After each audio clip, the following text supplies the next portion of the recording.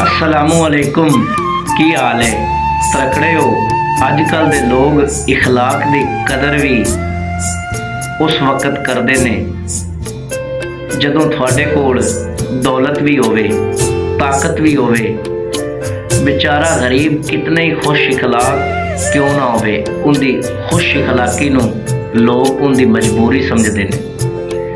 पुराने जमाने दे विच ना किसी मुल्क दा बादशाह बड़ा नेक दिल ते रहम दिल होवे ते अपनी रियाया दा बड़ा ख्याल रखे।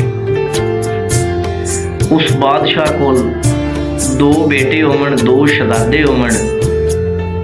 बड़े शहजादे दा नाम अजीज होवे ते छोटे दा नाम उमर। वड्डा शहजादा उमर लू तो वड्डा होवे, लेकिन उनका जिहड़ा अकल ते समझदारी है ना वो छोटे शहजादे नालों घट होवे। एक दिन ना बादशाह ने सोचा भी मैं बुढ़ा हो गया तो क्यों ना अपने बेटियां नूं बुला के ना उन्हां विचों किसी एक नूं बादशाह बना दिता जावे। ते बादशाह ने अपने दोवें बेटियां नूं शहजादियां नूं बुलाया ते बुला के एक गल कीती कि बेटियो मैं बुढ़ा हो गया ते क्यों ना मैं थोड़े चों किसी नूं बादशाह बना देवां, लेकिन मैं ज्यादती नहीं करना चाहता। गल इस तरह है भी मैं थोड़े तो लवांगा इम्तिहान ते जिहड़ा इम्तिहान विचों अव्वल आवेगा, पहली पोजीशन ते आवेगा, उन्होंने बादशाह बना दिता जाएगा। उन्होंने दोवें शहजादे ने कहा ठीक है हजूर, जिस तरह तुसी मुनासिब समझो। बादशाह ने आख्या कि इम्तिहान थोड़ा इस तरह होना है कि थानू चंद सिक्के सोने दे के ना अलहदा अलहदा दो इलाकों दे विच भेज दिता जाना है ते तुसा उन्हां सिक्कियां नूं ना अच्छे तरीके दे नाल इस्तेमाल करना है, सही राह ते इस्तेमाल करना है। ते जिहड़े शहजादे ने उन्हां सिक्कियां नूं सही रस्ते ते इस्तेमाल किया, ठीक इस्तेमाल कर लिया, उन्होंने बादशाह बना देना है। अगले दिन शहजादे तैयार हो गए ते अपने वालिद तो इजाजत मंगी, बादशाह तो इजाजत मंगी ते बादशाह ने इजाजत दी ते शहजादे अपने अपने राह ते टुर गए।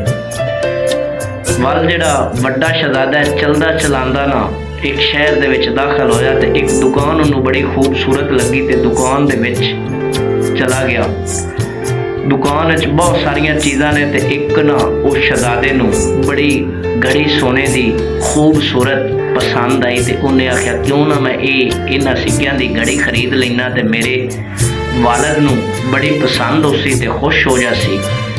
उन्हें उस सिक्कियां दे ना दे के ते घड़ी सोने की खरीद ली ते वल वापस टुर पिया। ते जिहड़ा निक्का शहजादा है वो भी चलदा चलांदा किसी दूर दराज एक पिंड च गया ना ते जदों वो गया उन्होंने उत्थे महसूस होया कि इत्थे पानी की किल्लत है, लोग बड़े दूर दराज इलाके तो जाके ना पानी लेके आते ने ते लोगों वास्ते मसाइल ने।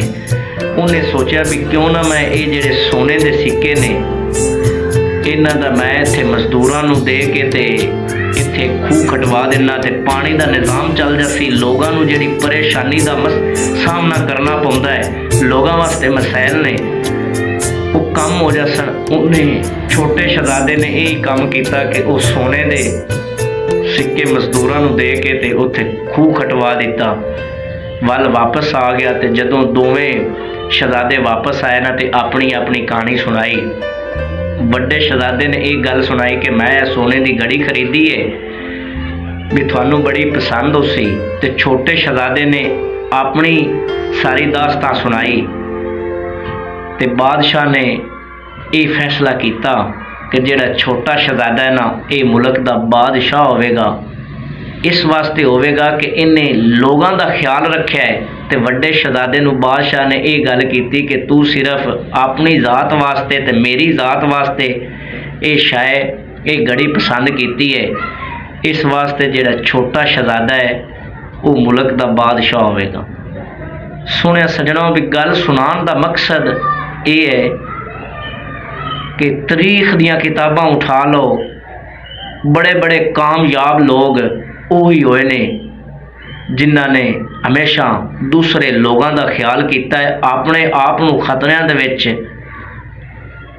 ਆਪਣੇ ਆਪ ਨੂੰ ਮੁਸੀਬਤਾਂ ਤੇ ਤਕਲੀਫਾਂ ਦੇ ਵਿੱਚ ਪਾ ਕੇ ਨਾ ਤੇ ਦੂਸਰਿਆਂ ਵਾਸਤੇ ਭਲਾਈ ਦਾ ਰਸਤਾ, ਦੂਸਰਿਆਂ ਵਾਸਤੇ ਆਸਾਨ ਰਸਤਾ ਤਲਾਸ਼ ਕੀਤਾ ਹੈ ਤੇ ਉਹ ਲੋਕ ਨਾਕਾਮ ਹੋਏ ਨੇ ਜਿਨ੍ਹਾਂ ਨੇ ਆਪਣੇ ਵਾਸਤੇ ਸਹੀ ਰਸਤਾ ਚੁਣਿਆ ਤੇ ਦੂਸਰਿਆਂ ਨੂੰ ਤਕਲੀਫਾਂ ਤੇ ਮੁਸੀਬਤਾਂ ਦੇ ਵਿੱਚ ਛੱਡ ਦਿੱਤਾ ਹੈ। ਅੱਲਾਹ ਤਾਲਾ ਮੇਰੇ ਸੱਜਣਾ ਤੇ ਬੇਲੀਆਂ ਨੂੰ ਖੁਸ਼ ਰੱਖੇ। ਹੱਸਦੇ ਰਹੋ, ਵਸਦੇ ਰਹੋ, ਰੱਬ ਦੇ ਹਵਾਲੇ।